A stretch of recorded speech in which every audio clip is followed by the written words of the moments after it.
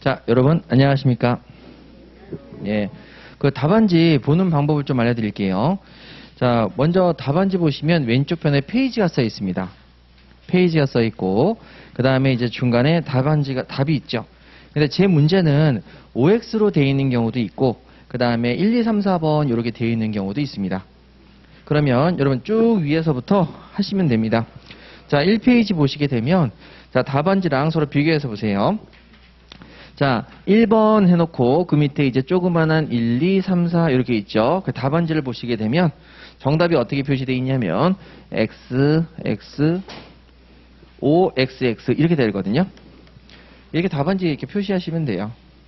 자, 되셨죠? 자, 그래서 이렇게 그냥 쭉 답안지를 여러분들이 보시면서 O 체크를 딱딱딱 하시면 정답이 나오죠.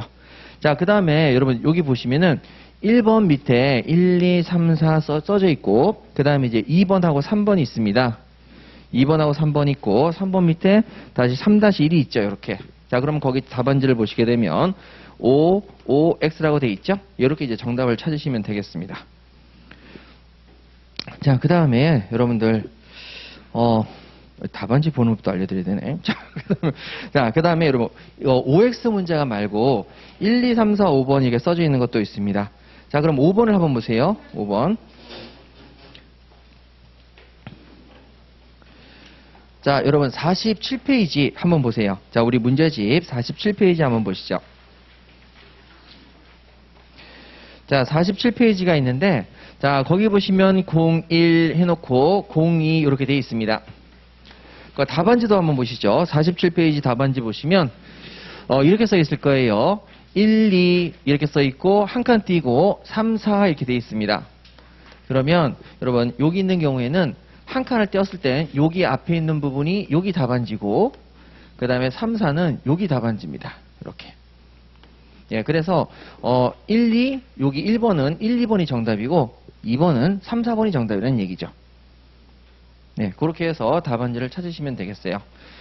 그래서 답안지가 이렇게 1, 2, 3, 4, 5, 6 이렇게 해서 동그라미로 써져 있는 경우도 있고, 그 다음에 OX로 나와 있는 경우도 있으니까 답이 두 가지로 표시가 되어 있습니다.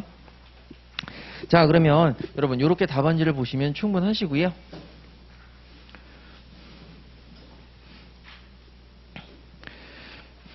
자, 그러면 이제 오늘 수업 들어가시기 전에 답안지에 오류가 두 군데가 발생했더라고요. 그래서 답안지 좀 약간 수정하겠습니다. 자, 4페이지 한번 보시고요. 그 다음에 20페이지 한번 보세요. 자, 4페이지하고 20페이지. 4페이지 보시면은 답안지가 O, O, O, X라고 먼저 4개가 되어 있습니다. 요거 맞습니다. 요건 고치실 필요가 없어요. 자, 그런데 그 뒤에, 그 밑에, 그 옆에 보시면 O, O, O, O, X 해서 O가 4개, 가운데 보시면 X가 하나 있습니다. 제가 문제를 약간 수정을 했거든요, 마지막에. 그래서 아예 빼먹었어요. O를 하나만 더 넣어주세요. O 5개, X 하나. 죄송합니다. 아니, 그럼 선생님, 끼워놓으신 거 O는 어디 갔나요? 예, 그럼 이제 그 옆에 세 번째 칸 보시면은 O, X, X, O, O, O, O 해서 O가 4개입니다. 여기 하나를 빼주세요. 이게 여기로 들어갔어야 되는데 여기로 들어갔습니다. 죄송합니다. 이게. 그래서 요거 하나를 빼주시고 하나를 더 넣어주시면 되겠습니다. 자, 20페이지 보시면은 3번과 5번 요렇게가 이제 표시가 되어 있는데, 제가 마지막에 요거 여기다 좀 넣었으면 좋겠다 해서 OX 문제를 좀 넣었는데 정답이 빠졌습니다. 그래서 마지막에 뺀 거 정답을 써드릴게요. 사무 옆에다가 아주 편하게 OX, OX 이렇게 써주시면은 정답이 되겠습니다. OX, OX. 죄송합니다. 번거롭게 해드려서. 근데 그것 빼고 나머지는 전부 다 정답이 맞습니다. 몇 번에 걸쳐서 확인했는데 마지막에 두 군데 하나 넣었다가 이런 참사가 벌어져서 죄송합니다. 하시고요. 자, 그 다음에 여러분들 이제 궁금하신 게 최종 마무리로 이 교재를 봤을 때 몇 점 정도를 나올 것인가, 이게 궁금하시죠? 자, 그러면 이게 제가 뭐 감히 어떻게 말씀을 드릴 수는 없는데 제가 말씀을 좀 드려볼게요. 우리가 25문제 시험을 봅니다. 그리고 그 중에서 한 문제당 4점씩의 배점이 나오죠. 두 문제를 틀리시게 되면 92점이고요. 그래서 이제 두 문제를 틀리시게 되면 92점. 세 문제를 틀리게 되시면 88점입니다. 이 프린트만 보시면은, 제가 봤을 때는 이 프린트만 보시면은 작년 기준으로 작년에 이 프린트만 보시고 합격하신 분이 계세요. 있어요, 진짜. 그 이분은 기본 강의도 안 들으시고 객관식 강의 조금 들으시고 예, 그다음에 이 프린트만을 보셨는데 그분이 받으신 점수가 96점이었거든요. 그래가지고 제가 아니 제 프린트가 그 정도 됩니까? 라고 거꾸로 물어봤는데 그 작년에 이제 96점을 받으신 분이 최고 점수셨고 뭐 80점대는 많이 받으셨어요. 그래서 제가 오늘 여러분 프린트 나눠드린 걸 가지고 여러분들이 딸 수 있는 점수는 제가 봤을 때는 88점. 이게 최저 그러니까 3개 정도까지는 안 나올 수 있는데 진짜 많이 잡아서 3개. 적으면 제가 봤을 때는 2개. 그럼 그분은 제가 봤을 때 한 문제는 찍어서 맞은 것 같아요. 그래가지고 96점이 나왔는데 그 정도는 나올 것 같습니다. 그렇게 하려고 문제를 만들어냈기 때문에 요거 정도만 보시면 충분하지 않으실까 생각이 듭니다. 이런 얘기 자꾸 하면 안 되는데 객관식 강의 안 들어오는데 시험문제도 안 들어오고 자, 그래서 해마다 시험 문제 유형이 좀 바뀌긴 하는데 올해 기출지문의 반영이 상당히 높을 거라고 예상이 돼서 올해는 이거 먹힙니다. 이거 올해까지 먹힙니다. 그래서 이제 요거 설명드려야지. 그 올해 시험 문제가 2월 달에 변리사 시험이 하나 있었고요. 산업인력관리공단에서 시험에 보시는 변리사 시험이 하나 있었고 지금 이제 4월 달이죠. 어제 4월 24일 날 감정평가사 시험이 있었습니다. 감정평가사 시험이 있었는데 기출지문의 반영이 몇 %였냐면 사상 유례로 둘 다 기출지문 반영이 상당히 높았습니다. 그럼 여기는 퍼센트를 따지면은 거의 한 75% 정도가 나왔고요. 변리사 시험 사상 초유의 기출문제 반복이 많았습니다. 감정평가사의 경우에는 올해 시험 문제를 시험 치고 나온 학생이 지금 얘기한 게 선생님 100점 아니면 1개입니다. 그러니까 100점 맞았다, 1개 틀렸다. 이 정도로 지금 준비만 좀 잘하면 굉장히 점수가 높았는데 제가 기출문제를 딱 보니까 기출문제가 정답이 된 걸로 확률을 해보니까 거의 80% 가까이 지금 육박합니다. 근데 문제를 약간 틀긴 틀었어요. 약간은 틀었는데 거의 기출지문이 굉장히 많이 나왔죠. 제가 이거 왜 이렇게 기출지문이 많이 나오는지는 옛날부터 잠깐 말씀을 드렸었죠. 올해 코로나 같이 시험이 연기될 가능성이 있는 경우에는 출제위원들이 시험 문제를 평소와 다르게 2배수를 낸다고 말씀드렸죠. 그러니까 평소에는 40문제만 내면 25문제만 내면 되는데 올해는 출제위원들이 들어가서 정상적인 날짜에 시험을 보는 25문제와 혹시나 연기가 될지도 모르는 25문제, 총 50문제를 내게 돼 있어요. 50문제가 나올 때는 기출지문 반영이 상당히 높을 수밖에 없다. 예, 그렇게 말씀을 드렸었고 그 반영이 지금 적극적으로 시험에 반영이 되고 있는 겁니다. 그러면 이렇게 기출지문 반응이 높아지면 이제 뭐가 문제냐? 다른 시험이 조금 어려워지더라고요. 그러니까 민법 말고 다른 시험 난이도가 조금 높아지는 그런 경향이 있습니다. 그래서 왜 그러냐?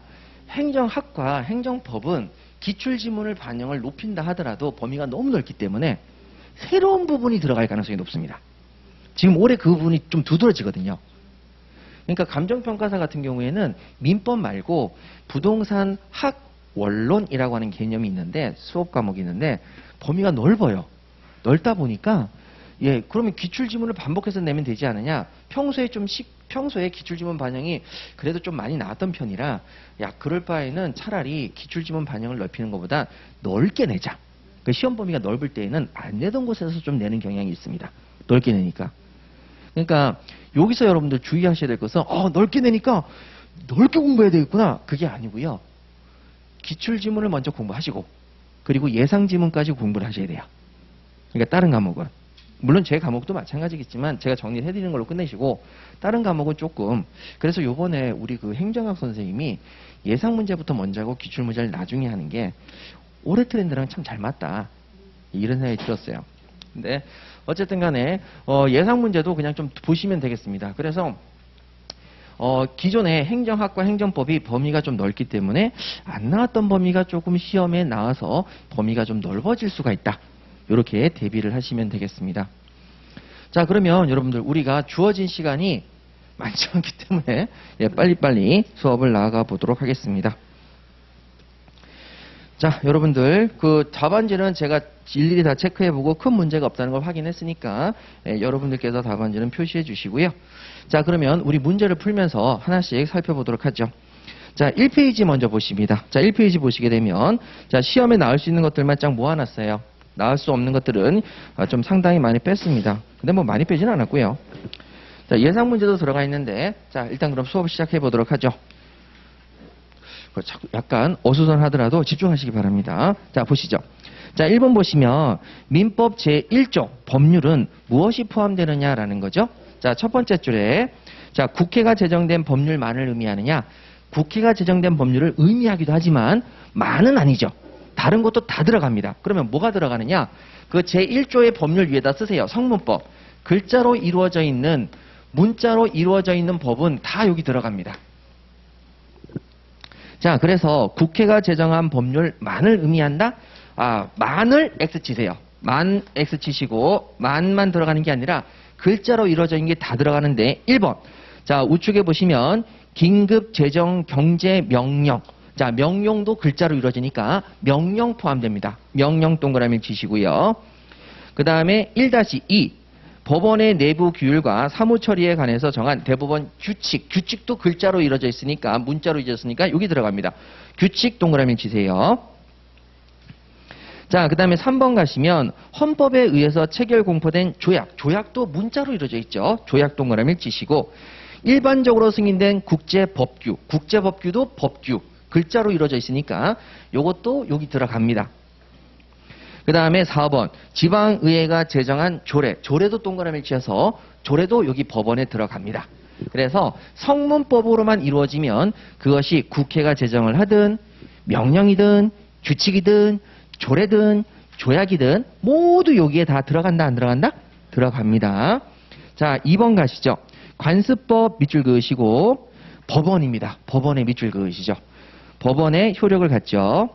자, 그런데 2번 비교하시라고 사실인 관습을 밑에 내놨죠. 사실인 관습은 밑줄 그으시고 법원이 아니라 우측에 의사를 보충함에 그칩니다. 그래서 틀린 지문으로 3-1번 사실인 관습은 법원으로서 효력이 인정된다. 틀리는 거죠. 법률행위 해석으로만 인정이 되죠. 자, 그 다음에 4번. 자, 4번은 관습법 밑줄 그으시고요. 자, 사회에 거듭된 관행. 관행에 밑줄 그으시고 동그라미 1번. 관행과 그 다음에 플러스 우측에 법적 확신과 인식 밑줄 그으시죠. 자, 2번. 법적 확신과 인식. 관습법은 관행과 법적 확신과 인식 이 두 가지를 모두 갖춰야만 비로소 관습법이 됩니다.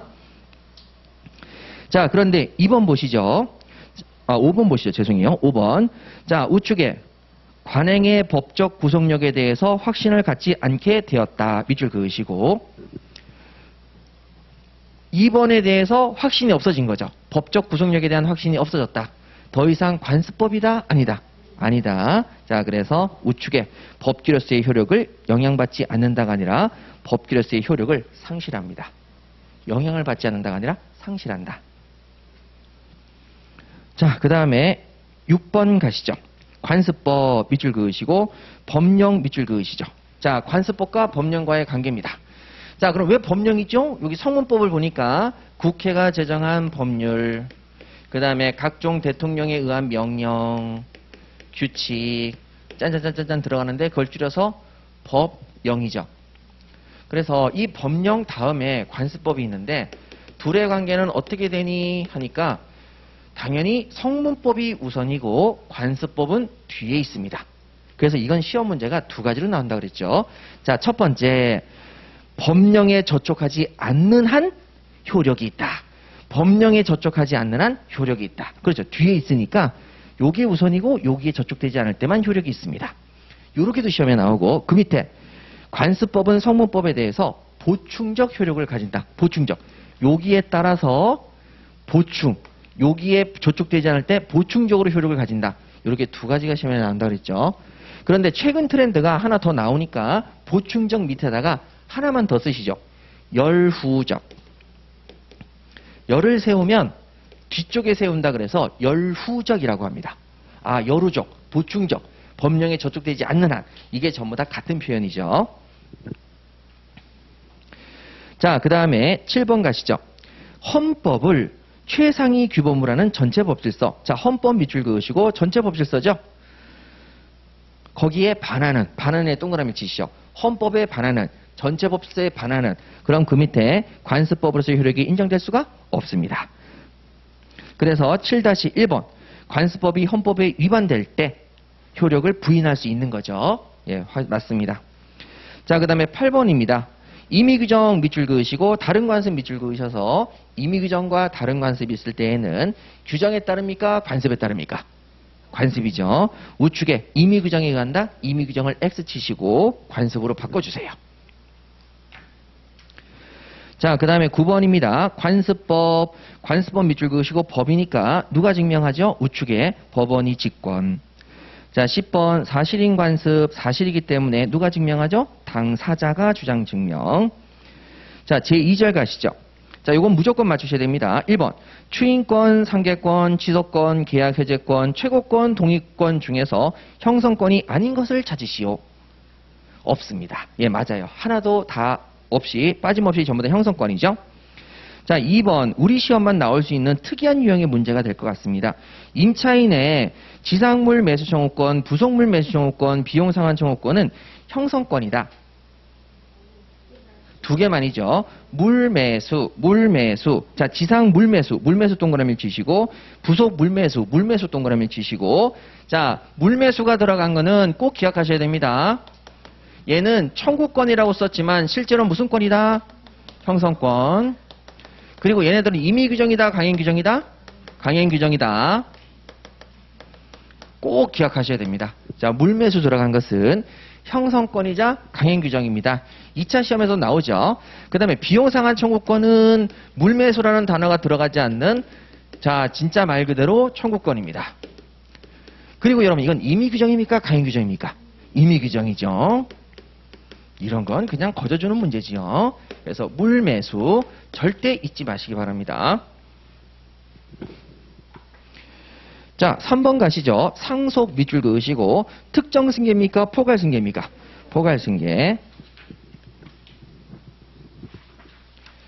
자, 이제 3페이지 한번 가보시죠. 자, 1번 우리 시험에 아직 안 나왔습니다. 그래서 올해 시험에서 굉장히 유력한 부분인데 1번에 단독행위 가시죠. 추인, 동의, 재단법인 설립행위, 면제, 상속의 포기, 소유권의 포기, 유언 중에서 자, 밑줄 그으세요. 상대방이 없는 단독행위 밑줄 그으시고 상속 포기와 유언뿐이다. 무조건 맞추셔야 되죠. 자, 재포상 없슈 해가지고, 자, 상대방이 없는 단독행위는 재단법인 설립행위, 상속의 승인 포기, 소유권의 포기, 유언입니다. 그래서 첫 번째, 아이고, 상속의 포기 맞아요. 소유권의 포기 맞아요. 유언 맞죠? 그래서 세 가지가 여러분 상대방이 없는 단독행위입니다. 그래서 상속 포기와 유언뿐이다. X죠. 소유권의 포기도 들어갑니다. 소유권의 포기 들어가죠. 이런 건 이제 기계적으로 맞출 수 있어야 되고요. 자, 그 다음에 2번 가시죠. 2번. 여러분, 2번 같은 문제는 제가 이제 작년까지는 없던 패턴의 문제인데 여러분들 공부를 좀 빨리빨리 도와드리기 위해서 모아놨습니다. 자, 보시죠. 의사표시의 명시, 묵시입니다. 여러분, 의사표시의 명시, 묵시는, 자, 의사표시는 명시적으로만 해야 됩니까? 묵시적으로도 할 수 있습니까? 묵시적으로도 다 할 수 있죠. 하나의 예외가 있습니까? 없습니까? 없습니다. 그러니까 무조건 명시적으로 할 수 있다는 건 다 틀리는 거죠. 자, 그래서 거기 2번 보시게 되면, 자, 우측에 법정 대리인의 동의 밑줄 그으시고, 이건 의사표시입니다. 부모님이 동의해 주는 거죠. 동의는 언제나 명시적이어야 된다. 맞습니까? 틀립니까? 틀리죠. 그 다음에 3번. 대리권을 수여하는 수권행위는 묵시적인 의사표시에 의해서도 할 수 있다. 맞습니까? 틀립니까? 맞죠? 묵시적으로도 할 수 있죠. 명시적으로도 할 수 있고. 자, 4번. 대리행위의 무권대리행위의 추인도 의사표시인데 우측에 명시적인 방법으로만 할 수 있다. 맞습니까? 틀립니까? 틀리죠. 그 밑에 4-1 묵시적인 방법으로도 할 수 있다. 맞죠? 예, 이런 거 찾으시는 거죠. 그 다음에 5번. 자, 무효인 범죄행위의 추인도 의사표시인데 명시적으로 해야 되고 묵시적으로는 할 수 없다. 틀리죠? 명시, 묵시 모두 가능하고. 그 다음에 6번. 시효 중단 사유로서의 채무의 승인. 자, 채무자가 승인하는 것도 의사표시인데 우측에 명시적으로 하여야만 한다. 맞습니까? 틀립니까? 틀리죠? 명시적으로 말고도 모두 가능하다? 묵시적으로도 가능하다. 예, 이런 것들은 껌이지요. 자, 그 다음에 7번 가시죠. 의사표시에 재판상, 재판외입니다. 자, 재판상 행사해야 되느냐, 재판외 행사해야 되느냐. 원칙은 재판상, 재판외 모두 행사가 가능하죠. 그런데 여기는 예외가 딱 하나 있습니다. 뭐가 재판상 행사해야 됩니까? 채권자? 취소권. 자, 그래서 여러분 헷갈리실까봐 정리를 했죠.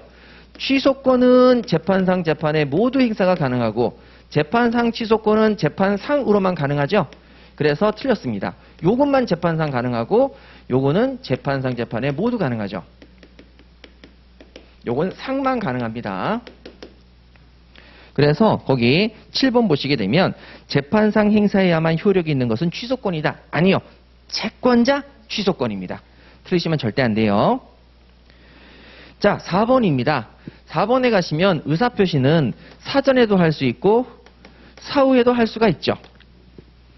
예외가 있습니까? 없습니까? 있습니다. 두 군데서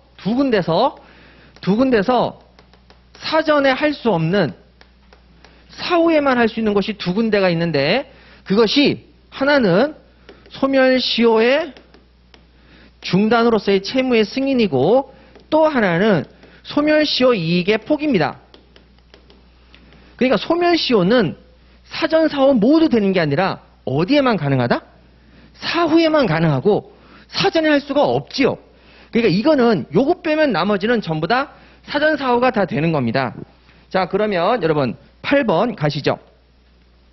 재단법인 기본재산에 대해서 자, 그 밑에 주무관청의 허가가 있어야 되는데 주무관청의 허가 밑줄 그으시고 허가는 의사표시인데 소멸시효랑 관련이 없습니다. 그러면 사전, 사후 모두 행사할 수가 있다 없다?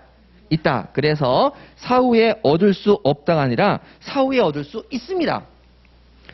9번 부재자 재산관리인이 나오죠. 자, 그 옆에 주무관청이 아니라 법원의 허가 밑줄 그으세요. 법원의 허가도 허가죠. 의사표시니까 사전, 사후 모두 가능합니다.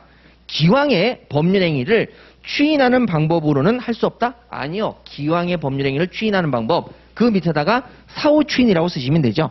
사후 추인할 수 있습니다. 자, 그러면 이제 10번 가시죠. 10번. 채무자는 소멸시효. 여러분 소멸시효 동그라미 치시죠. 소멸시효는 사전에 할 수 있습니까? 없습니까? 없어요. 자, 소멸시효는 사전에 미리 할 수 있습니까? 없습니까? 없어요. 자, 그래서 여러분 진행이 개시된 이후 밑줄 그으시고 우측에 시효를 중단할 수 있다? 맞아요. 진행이 개시된 이후에는 가능해요. 그런데 그 옆에 그 이전에도 그건 맞아요? 틀려요? 틀려요. 이전은 X 치세요. 안 돼요. 미리는 절대 안 돼요. 소멸시효가 뭐 진행을 해야지 중단할 거 아닙니까? 미리 하는 건 아니에요. 자, 그 다음에 11번 가시죠.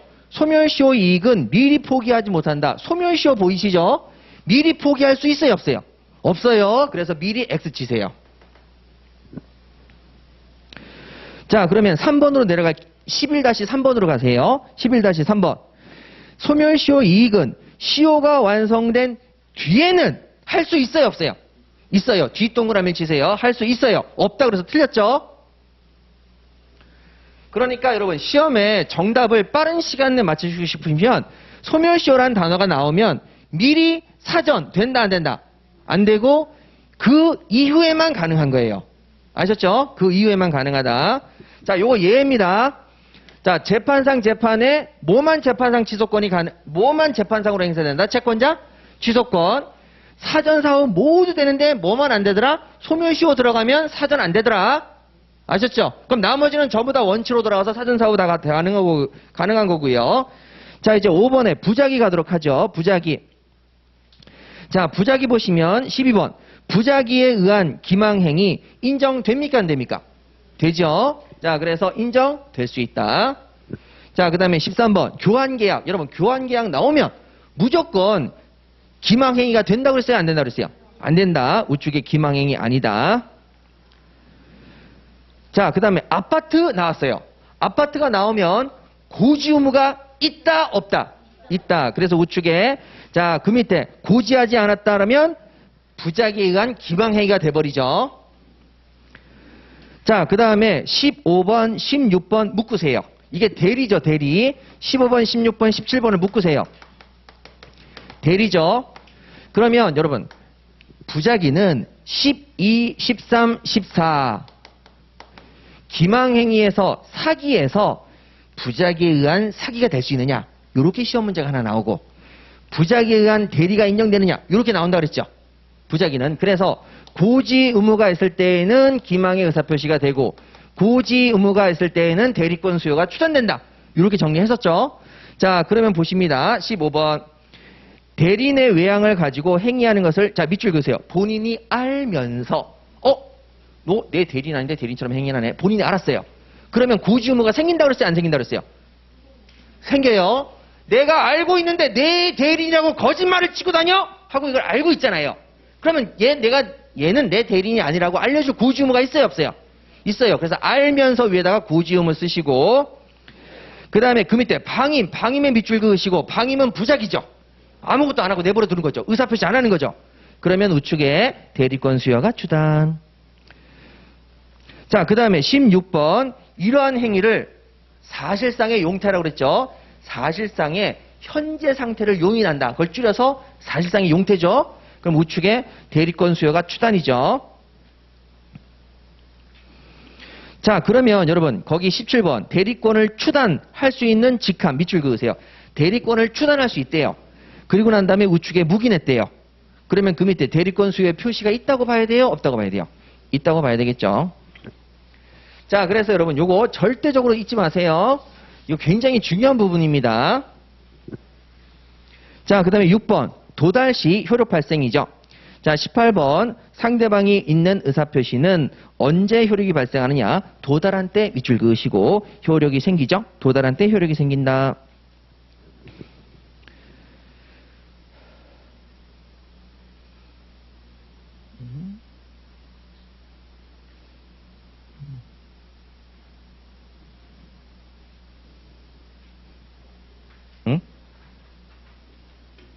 자, 여러분 자, 18번 문제 갈게요. 자, 18번. 자, 상대방이 있는 의사표시는 상대방에게 도달한 때 효력이 생긴다. 자, 도달한 때 효력이 생기는 게 원칙이다. 맞네요. 자, 그러면 이제 18-1번 갈게요. 의사표시 도달로 인정. 밑줄 그으시고요. 그 옆에 자, 통지를 현실적으로 수령해서 내용을 알아야 됩니까? 알 수 있는 상태만 되면 됩니까? 알 수 있는 상태 X. 자, 그 다음에 19번이죠. 승인으로 인한 시효 중단의 효력은 자, 승인의 통지 밑줄 그으시고요. 상대방한테 도달한 때 발생한다. 맞습니까? 틀립니까? 예, 맞아요. O. 자, 20번 가시죠. 시효의 포기. 포기는 그 통지를 상대방한테 발송한 때 효력이 생긴다. 발송입니까? 도달입니까? 도달. 그래서 발송은 아니고 도달. X. 여러분 정답은 제가 좀 이따 나중에 고쳐드릴게요. 자, 그래서 OX, 19번에 O, 20번에 X. 자, 그 다음에 21번 가도록 할게요. 표의자는 의사표시를 발신한 후 도달 전에, 여러분 도달 전 밑줄 그으시고 도달 전에는 철회할 수가 있어요 없어요? 있죠.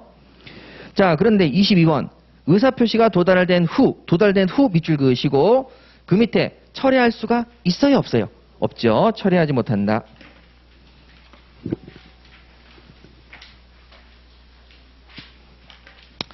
자, 다음 페이지 넘기시면 법률행위의 해석입니다. 자, 법률행위 해석은 1번 문제는 아주 전형적인 문제고 그 밑에 나와 있는 문제는 예상 문제들입니다. 자, 한번 볼게요. 자, 1번 문제 보시면 갑과 을은 갑 소유의 X토지. 자, 갑과 을이 있는데 갑 소유의 X토지가 있고 계약서상으로는 Y토지에 대한 계약서를 씁니다. Y토지 중 X토지에 대한 매매 계약을 체결했지만 지번의 착오를 일으켜서 Y토지를 계약의 목적물로 표시를 했고 Y토지를 인도하고 소유권 이전 등기를 해 주었습니다. 자, 그러면 여러분 우리가 공부했던가 자, 토지 계약은 어디에서 성립하죠? X 토지에 대해서 계약이 성립합니까? Y 토지에 대해서 계약이 성립합니까? X 토지. Y 토지는 성립하지 않아요. 자, 차고 취소를 할 수 있느냐라는 거죠. 자, X 토지 차고 취소, Y 토지 차고 취소 할 수 있다 없다? 없다. 아무것도 할 수가 없어요. 그럼 소유권 등기를 했으니까 소유권 취득은 X 토지, Y 토지 소유권 취득한 게 있습니까? 없습니까? 없다. 예, 그렇게 해서 바로 정답을 찾으시면 되죠. 자, 그래서 1번에서는 4번이 정답이죠. 갑과 을 사이의 계약서를 작성한 X 토지 매매 계약은 유효. 예, 계약이 성립하고 유효입니다. 자, 그럼 그 밑에 이제 OX 문제 1번 가도록 할게요. 자, 1번 최신 판례입니다. 밑줄 그으시죠. 하나의 법률 관계를 둘러싸고 각기 다른 내용을 정한 여러 개의 계약서가 순차적으로 작성, 밑줄을 쭉 그으시죠. 그리고 그 밑에 이게 꼭 들어가야 돼요. 그 밑에 계약서에 따른 법률 관계나 우열 관계를 명확하게 정하지 않았습니다. 4개의 계약서를 따로 작성했는데 따로 작성했는데 어떤 계약서를 이거를 쓸 것인지 정한 바가 없습니다. 그러면 계약서의 내용이 각기 다르다면 그 계약서의 내용이 계속 바뀐 거죠. 첫 번째 계약서, 맨 마지막 계약서, 어느 쪽의 계약서가 계약 성립으로 봐야 될까요? 맨 마지막이죠. 그래서 여러분 거기 세 번째 줄에 밑줄 그으세요. 처음에 작성된 계약서에서 정한 대로 계약의 내용이 변경되었다고 보는 것이 합리적이다. 처음에 작성된 계약서입니까? 나중에 작성된 계약서입니까? 나중에 처음을 X 치시고 나중에 작성된 맨 마지막에 작성된 계약서가 되겠습니다. 계속 바뀐 거예요. 자, 그 다음에 2번 계약의 당사자가 누구인지. 자, 이제 누구인지 볼게요. 이게 시험 문제가 나올 수 있는 게 그건데요. 자, 갑이 을과 계약을 체결해요. 갑이 을과 계약을 체결하는데 사실상 갑이 누구냐? 친구인데요. 병이 부산에 사는데 서울에 방계약을 체결하고 싶다 그러는데 병이 못 올라오니까 서울에 사는 친구인 갑이 대신 계약서를 작성해 준 거예요. 그러면 자, 갑이 을과 만나죠. 그래서 계약서를 써요. 그러면 이 계약서를 쓸 때 을과 갑의 의사가 일치하는 경우가 있어요. 어떤 경우냐? 을이 묻죠, 갑한테. 아이고, 본인이 사실 거요? 하고 물어보니까 아니요, 제가 사는 게 아니고 제 친구 병이 살 거예요. 아, 병 대신에 방 보러 온 거예요. 그러니까 을이 병이 사는 거구나. 이렇게 계약서를 작성할 수가 있죠. 그러면 당연히 이 사람도 병이 사는 거구나라고 인식하고 얘도 병이 사는 거로 표시했으니까 둘의 의사가 합치해요, 불일치해요? 합치하죠. 그러면 계약의 당사자는 갑이 아니라 자, 이 경우 의사가 합치하니까 병과 을의 계약서가 작성된 거예요, 이렇게. 그런데 자, 을은 묻질 않았어요. 갑도 대답을 안 했어요. 그래서 갑은 병이 살겠구나라고 계약서를 쓰고 을은 이 사람이 병이구나라고 생각한 거죠. 집을 보러 온 사람이 병이라고 생각한 거죠. 그러면 이 사람은 누가 산다고 생각하는 거예요? 얘가 산다고 생각하는 거예요? 갑이 산다고 생각하는 거예요? 갑이 산다고 생각하는 거죠. 근데 갑이 자기 이름 썼어요? 병의 이름을 썼어요? 병의 이름을 썼죠. 그러면 서로의 의사가 일치해요? 불일치해요? 불일치하죠. 을은 당연히 갑이 살겠구나. 그런데 이사 오는 사람은 갑이 아니에요. 그 다음에 갑은 지가 살 생각이 아예 없는 거죠. 그러면 이때 의사가 서로 일치해요? 불일치해요? 불일치하죠. 자, 그걸 보시는 거예요. 자, 2번. 계약의 당사자가 누구인지 밑줄 그으시고 계약의 당사자가 누굽니까? 라고 묻는 것은 서로 간의 의사해석해라. 우측에 의사해석의 문제다. 일치되면 일치되고 달리되면 달리간다. 이렇게 가는 거죠. 3번. 타인 명의로 계약을 체결하는 경우 밑줄 계약을 체결하는 자 여기선 갑입니다. 상대방 을입니다. 그런데 둘의 의사가 병으로 일치해요. 병으로 일치해요. 그때는 일치된 의사대로 당사자가 확정됩니다. 그래서 병과 을이 계약의 당사자로 확정이 되는 거죠. 자, 4번. 계약의 당사자가 누구인지에 관해서 당사자들의 의사가 합치되지 않는 경우 얘는 갑은 병계약으로 체결했고 을은 갑이 살겠구나라고 생각을 한 거죠. 합치되지 않는 경우 그때는 합리적인 사람이라면 누구를 계약의 당사자로 이해하였을 것인지를 기준으로 판단한다. 자, 합리적인 사람이라면 밑줄 그으시고 객관적 판단으로 자, 누구를 당사자로 이해했을지를 기준으로 판단합니다. 여러분, 이때는 누구를 기준으로 판단하는 게 맞겠어요? 병이 살겠다고 생각하는 게 맞겠어요? 갑이 살겠다고 생각하는 게 합리적이겠어요? 여러분들이 의리예요. 갑이 집을 보러 왔죠. 그래서 나랑 계약을 체결했어요. 누가 산다고 생각하는 게 합리적이겠어요? 그쵸? 갑이 산다고 생각하는 게 합리적이겠죠? 자, 그 내용까지 4-1입니다. 갑이 을과 계약을 체결하면서 병의 이름으로 계약서를 작성합니다. 그리고 계약 당사자가 갑과 병 중 누구인지에 관해서 갑과 을의 의사가 일치하지 않습니다. 갑은 병이 당사자야, 을은 갑이 당사자네. 이렇게 의사가 일치하지 않죠. 을의 입장에서 밑줄 그으시고 합리적으로 평가할 때 갑이 계약 당사자로 이해될 경우에는 갑이 계약 당사자가 된다. 맞아요. 맞죠? 을의 입장에선 갑. 그래서 여기 나와 있는 2, 3, 4번은 최근 트렌드로서 시험에 나오는 굉장히 중요한 문제입니다. 자연적 해석과 규범적 해석을 모두 가지고 있는 굉장히 유명한 판례지요. 올해 시험에 대비하셔야 되겠습니다. 자, 6페이지 가셔서 민법상의 능력입니다. 자, 민법상의 능력. 자, 1번 보시죠. 사람이 출생한 후 출생신고에 의해서, 자, 출생신고 밑줄 그으시고 우측에 권리능력 취득. 출생신고로 취득합니까? 출생으로 취득합니까? 출생. 자, 신고를 X 주셔야 되겠죠? 2번 사람의 권리능력은 사망신고 밑줄 그으시고 소멸. 사망신고로 소멸합니까? 사망입니까? 사망. 그래서 신고 X. 재단법인의 권리능력은 법인의 권리능력이죠. 자, 언제부터 권리능력은 우측에 인정됩니까? 설립? 등기죠. 재산을 출연하는 것도 정관을 작성한 것도 아니고 설립 등기 시부터 권리능력을 취득합니다. 자, 그러면 언제 권리능력이 소멸합니까? 법인은 청산사무 종결시. 자, 4번 청산 종결 등기 밑줄 그으시고 청산사무가 종료되지 않는 이상 밑줄 그으시고 사무가 종료되지 않았으니까 법인은 존속합니까? 소멸했습니까? 존속. 자, 존속에 동그라미 치시면 되겠죠. 5번 2인 이상이 동일한 위난으로 사망합니다. 밑줄 그으시고 추정입니까? 간주입니까? 추정. 예, 추정합니다. 5-1번처럼 본다. 본다가 X죠.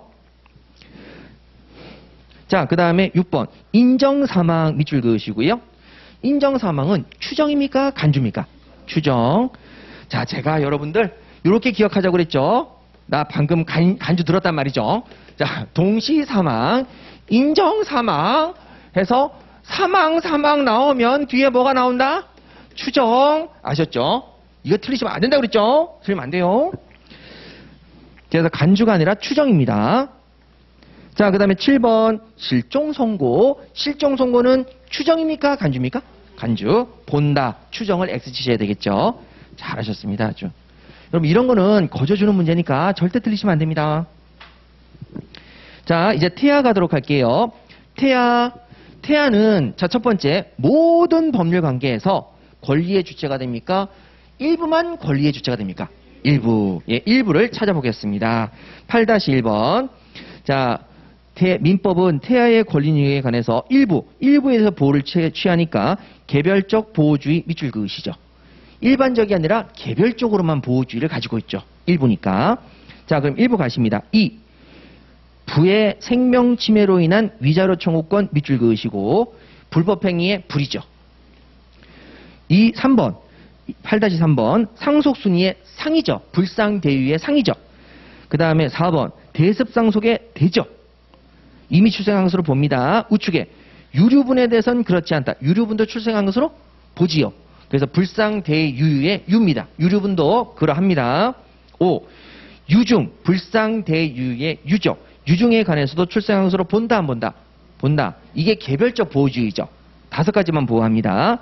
6번 증여에 관해서는 출생한 것으로 봅니까? 그렇지 않습니까? 그렇지 않죠. 증여는 X죠. 자, 뒤를 넘기시면 7페이지입니다. 9, 10번을 묶으시고 10일하고 11을 묶으시죠. 9, 10번 묶으시고 10일하고 11을 묶으시죠.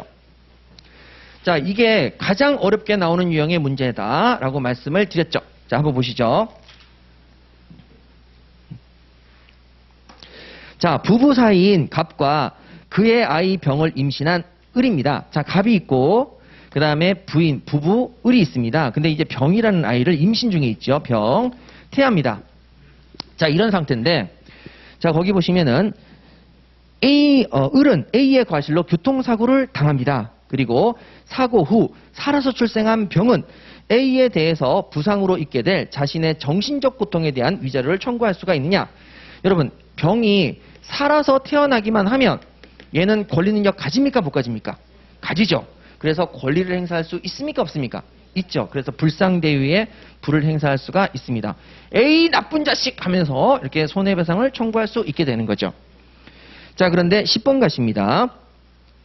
갑이 사고로 사망한 후, 자, 살아서 출생한 병 똑같은데, 자, 그러면 우측에 병은 동그라미 치시고요. 갑의 A에 대한 불법행위에 대한 손해배상 청구권을 상속받지 못하느냐라는 거죠. 자, 여러분, A는 지금 갑 때문에 사망합니다. 사망하면, 자, 병은 살아서 태어났거든요. 그러니까 자신에 대한 불법행위 손해배상도 있지만, 엄마의 손해배상 청구권을 상속받습니까? 못 받습니까? 이거죠. 자, 태아는 살아서 태어나면 불상대유를 행사할 수가 있잖아요. 그러면 불법행위 손해배상도 청구할 수 있지만 엄마 것도 상속받을 수 있어요? 없어요? 예, 있어요. 그래서 여러분, 상속받지 못한다가 아니라 상속받는다. 상속받는다. 상속도 받아요. 살아서 태어났으니까 이 자식이 나한테 손해를, 불법행위 손해배상 청구, 이 자식이 우리 엄마를 죽였어! 상속, 이렇게 되는 거죠. 자, 그런데 이렇게 시험 문제 나오는 건 예외고요. 이렇게 대부분 시험에 나와요. 엄마가 안 죽고요. 아빠가 죽어요. 아빠가 죽으면, 자, 누가 상속권자죠? 직계 비속인 태아, 태아, 상속 받아요, 못 받아요? 불상 대유에 상속 받아요, 못 받아요? 받죠, 병. 그리고 병만 상속 받아요, 엄마도 같이 상속 받아요? 엄마도 상속 받죠? 공동 상속인. 예, 그래서 10-1번 가시죠. 부부 사이인 갑과 그의 아이 병을 임신한 을은 A의 과실로 교통사고를 당했다. 자, 갑이 죽었어요. 갑이 사고로 사망했으면 밑줄 그으세요. 병과 을은 공동상속인이요. 병과 을은 공동상속인이요. 자, 그런데 11번 가시죠. 태아가 사산. 여러분, 태아가 죽었어요. 그러면 세상에 빚을 본 적이 없죠? 권리능력 취득해요? 못해요? 못해요. 그래서 우측에 권리능력 인정된다. X. 11-1 불출생 밑줄 그으세요. 불출생이 사산이죠. 그래서 태아의 권리력 인정된다. X. 자, 12번 의사의 과실로 태아가 사망했어요. 사망이죠. 그러면 자, 여기가 가장 어려운 유형의 문제입니다. 또 하나. 태아가, 엄마 뱃속에 있는 태아가 의사 때문에 죽어버렸어요. 그럼 얘는 권리를 가져야 못 가져요? 의사를 상대로 불법행위 손해배상을 청구할 수가 없죠.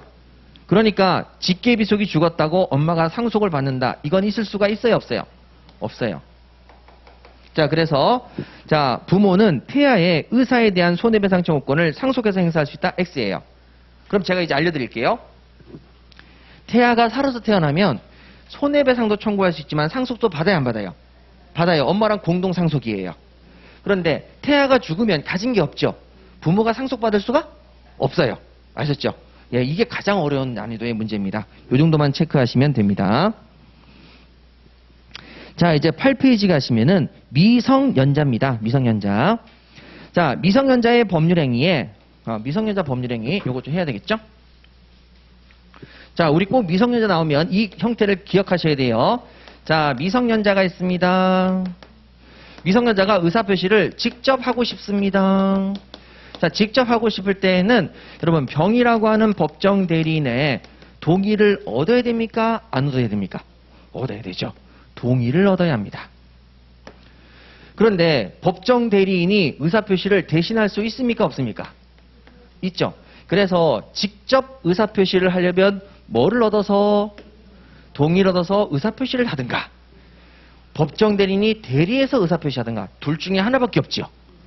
자, 그럼 미성년자가 성년자가 됐습니다. 자, 갑이 드디어 성년자가 됐습니다.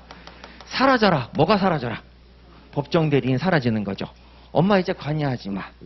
그러니까 법정 대리인이 사라지니까 의사표시를 직접 할 때 동의를 받습니까? 안 받습니까? 안 받죠. 엄마가 대리할 수 있습니까? 없습니까? 없죠. 예, 이게 끝입니다. 자, 그러면 여러분 거기 나와 있는 1번 미성년자의 법률행위에 법정 대리인의 동의가 인정됩니다. 아, 동의가 인정된다. 그러면 여러분 이 동의를 얻은 행위는 취소할 수 있습니까? 없습니까? 없죠. 동의를 얻었기 때문에 취소할 수가 없죠. 동의가 인정되는 경우 그 밑에 취소할 수 없다. 맞습니다. 자, 1-1 갑이 법정 대리인 동의 없이 체결한 오토바이 매매 계약. 자, 법정 대리인 동의가 있었습니까? 없었습니까? 없었죠. 그럼 우측에 취소할 수 있습니까? 없습니까? 있죠. 취소할 수 있다. 그래서 동의를 얻으면 취소 못하고 동의를 얻지 못하면 취소죠. 자, 이제 1번 가시죠. 만 16세의 갑이 법정 대리인 동의 없이 단독으로 할 수 있는 행위는, 자, 단독으로 할 수 있는 행위는 동의 없이도 단독으로 할 수 있다. 미성년자에게 유리한 행위는 단독으로 할 수 있죠. 동의 없이도. 자, 그러면 동의를 얻어서 해야 되는데, 아, 이런 거 필요 없어. 이런 거 필요 없어. 직접 할 수 있는 경우가 있지. 미성년자에게 유리한 경우. 유리한 경우에는 여러분 단독으로 할 수 있습니다. 유리한 경우라는 것은 권리만을 얻는 거죠. 의무는 절대 지면 안 됩니다. 의무를 면해야 됩니다. 그래서 의무는 없었고 권리만을 얻는 거, 이거는 단독으로 가능하지요. 자, 그래서 1번에 동그라미 1번부터 보시죠. 자, 갑이 미성년자가 부담 없는 징여를 받습니다. 부담 없는, 의무 없는 징여를 받는 것은 권리만 얻는 거죠. 단독으로 할 수 있습니다. 그래서 5. 자, 2번 친권자 을에 대한 부양료 청구. 아빠 용돈 주세요. 이건 의무를 부담하지 않고 돈만 달라고 할 수 있는 거죠. 이것도 단독으로 할 수 있습니다. 그 다음에 3번 채무 면제에 대해서 승낙하는 행위. 저 채무 깎아주시려고요? 면제시켜 주시려고요? 감사합니다. 그러면 의무를 안 지는 거죠. 그러니까 이것도 유리하니까 단독으로 할 수 있습니다. 그런데 4번 가시죠. 부담부 증여입니다. 의무가 수반된 증여입니다. 부담이 의무가 수반된 증여죠. 그러면 이 경우에는 단독으로 할 수 있습니까? 없습니까? 없습니다. 경제적으로 유리한 매매 계약. 경제적으로 유리해도 의무를 부담합니까? 안 합니까? 해죠. 그래서 이것도 단독으로 안 됩니다. 헷갈리시면 안 됩니다. 이거. 여러분 꼭 경제적으로 유리한 것은 100만 원짜리 물건을 10,000원 주고 샀지. 와, 좋네, 유리해. 하지만 10,000원을 줘야 되는 의무를 부담한다는 사실 잊으시면 안 됩니다. 자, 상속. 상속은 권리만 있습니까? 의무도 있습니까? 포괄순계니까 의무가 있으니까 안 됩니다. 자, 7번 법정 대리인이 범위를 정해서 처분을 허락한 재산, 용돈, 임의로 처분할 수 있습니다.